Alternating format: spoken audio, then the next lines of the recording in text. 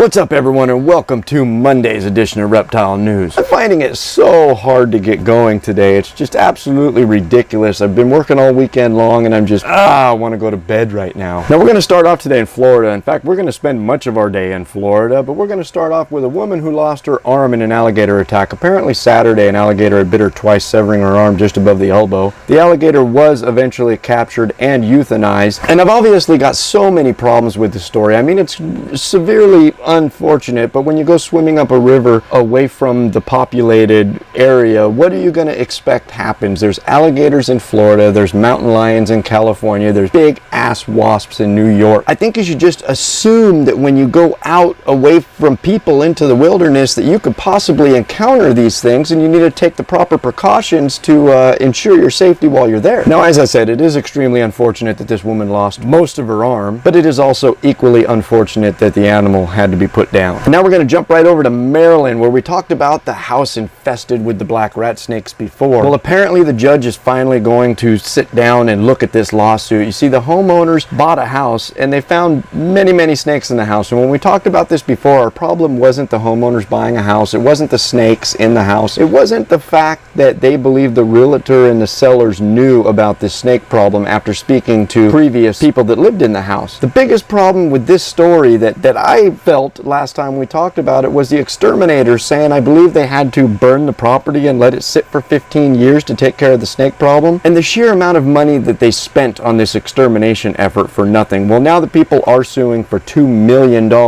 or the ability to give the house back. Now I can sit here all day long and argue the fact of why would you be suing $2 million for a house that you paid a fraction of that for, but at the same time the other end of the suit says give us $2 million or take the house back. I can't really argue with that. Now, lawyers for the other side are saying that due process was not followed in this and that any problems with the house require mediation between the seller and the lender, which I can understand, but at the same time, who today wants to deal with all these marketers and lenders and everything if in fact they did know about this problem and failed to disclose it? I'm on the people's side altogether. Give them $2 million or take your house back. Now the judge is going to hear a argument about why the lender believes that this lawsuit should be dropped, and if the judge denies that, then he'll hear the argument and decide whether he'll see the case or not. And now we're going to move on to our douchebag of the day. A couple of them, as a matter of fact. The first one is actually the biggest douchebag for admitting in his role of trading 59 illegally captured snakes. Some of these snakes came as far as California. There was also a rattlesnake in a coffee can that he received in the mail from Texas. Apparently 42-year-old social worker Gerald Cruz appeared Friday in a New York federal courtroom to hear these charges. And while it is a crime to ship illegally caught reptiles or illegally caught anything from places like New York, California, Texas, where he did receive this stuff from, that doesn't even take into account the legalities of shipping a rattlesnake. So for knowingly and unlawfully receiving many illegally caught snakes, Gerald Cruz is our douchebag of the day, number one. And for our number two douchebag of the day, we actually have a couple. Chastity Barrett and Guy Bennett from Fort Pierce, after they posted a picture on their Facebook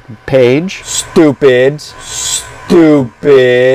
God, how dumb can you be? If you're going to illegally capture and kill an alligator, don't take a picture of it and put it on any form of social media or anywhere on the internet. It's a dead giveaway and it's going to get you caught. We've talked about this several times in the last couple of years, how dumb it is and how authorities are actually watching social media and getting tips from other people that watch social media and spend a lot of time on there that is leading to a lot of these convictions. Now, this all stems from a picture of an alligator on a picnic table tied up back in April, and at the time they were arrested, it wasn't clear whether they actually killed the alligator. They did illegally hunt and capture it, but neighbors and people close to the situation say that they may have decapitated it. Apparently the man claimed that that's what he was going to do. And on that douchebag note, that's where I'm going to end the show today. If you'd like to read anything about anything I talked about today, that link's right down below here in the description, and we'll see you Wednesday.